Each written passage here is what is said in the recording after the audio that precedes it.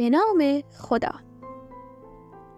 حکایت حضرت سلیمان و ملکه سبا. به راستی که آیا همه ما سلیمان نبی را به خوبی می شناسیم؟ در زمانهای دور سلیمان به لشکریانش دستور داد تا آماده شوند و همگی با هم به همراه سلیمان به زیارت خانه خدا بروند. در مسیر حرکتشان به طائف رسیدند که معروف به سرزمین مورچگان بود. پادشاه مورچه‌ها با آنها دستور داد تا به لانه‌های خود در زیر زمین بروند. وقتی سلیمان به نزدیکی پادشاه مورچه‌ها رسید، با مهربانی از او پرسید: آیا نمی‌دانی که پیامبران بر آفریده‌های او ظلم نمی‌کنند؟ متعجبم از اینکه دستور دادی آنها پنهان شوند. پادشاه مورچه‌ها گفت: این کار به دلیل آن انجام دادم که شاید تو و سپاهت ناخواسته آنها را لگدمال کنید و نیز آنها را با دیدن نعمت‌های خدادادی و شکوه فراوان آنها در شما، نعمت‌هایی که خدا به خودشان عطا فرموده، فراموش کنند.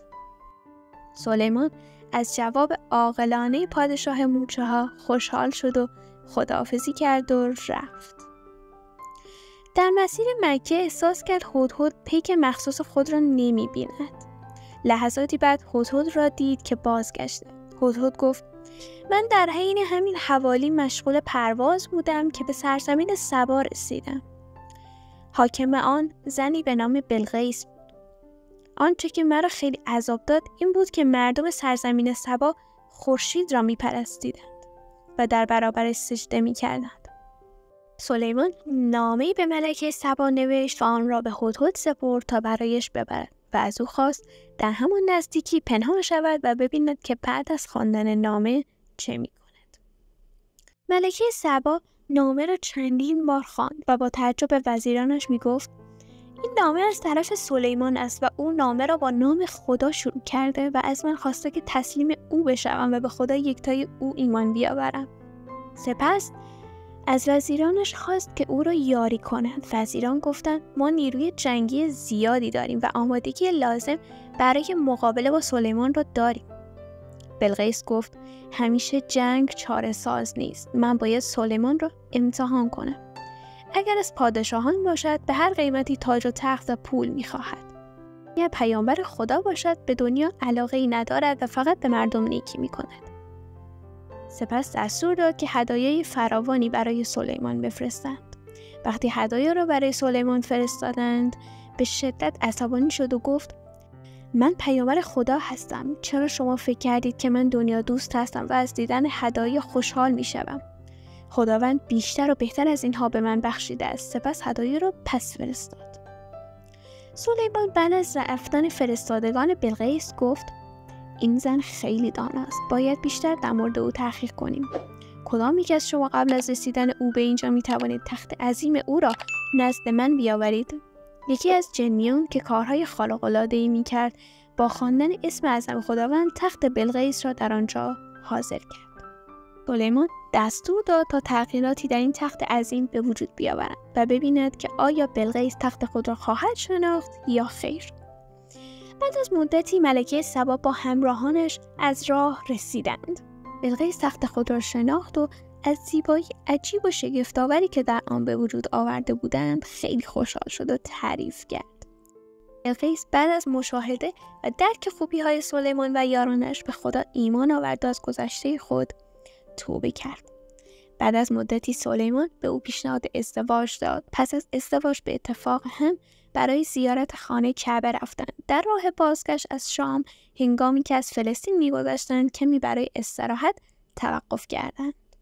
همونجا فرشته وحی نازل شد و گفت: ای سلیمان، اینجا مقدس است و فرشتگان و پیامبران در اینجا نازل می‌شوند. مسجد باشکوهی برای عبادت خدا بساز. سلیمان به همراه جنیان به محل رفته و دستور داد که مسجد باشکوهی در آنجا بسازد و نیز دستور داد برج بلندی هم در کنار مسجد برایش بنا کند تا از آنجا به کار معماران نظارت داشته باشد.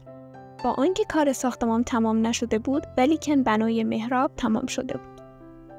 روزی از روزها درختی را دید و از او پرسید: اسم تو چیست و برای چه کار آمده ای؟ درخت گفت اسم من ویرانی است. برای این آمدم که تو از چوب من برای خودت تکیه‌گاه و عصایی تهیه کنی. سلیمان دانست که زمان مرگش فرا رسیده است، ولی سعی کرد با همان عصا طوری ایستاده تکیه کند که معماران با دیدن او فکر کنند که زنده است و دلگرم باشند و کار خود را انجام دهند. وقتی فرشته مرگ به سراغش آمد، او گفت من مدت زیادی در اینجا زندگی کردم، ولی اکنون که دنیا را ترک میکنم فکر میکنم چند روزی بیشتر در آن نبودم. فرشته مرگ لبخندی زد و گفت این حرفی است که من تا حالا زیاد شنیدم. جسم بیجان سلیمان 1 سال همانطور که به عصا تکیه کرده بود ایستاده باقی ماند و افرادش بر این گمان که زنده است و آنها را میبینند حسابی کار میکردند تا کار مسجد الاقصی به پایان رسید. سپس خدا موریانه ها را فرستاد تا عصای سلیمان را بجوند و این کار انجام شد. پیکر سلیمان به زمین افتاد و همه دانستند سلیمان نبی از دنیا رفته است. و این بود حکایت سلیمان نبی. تا حکایت های بعدی، شبتون خوش.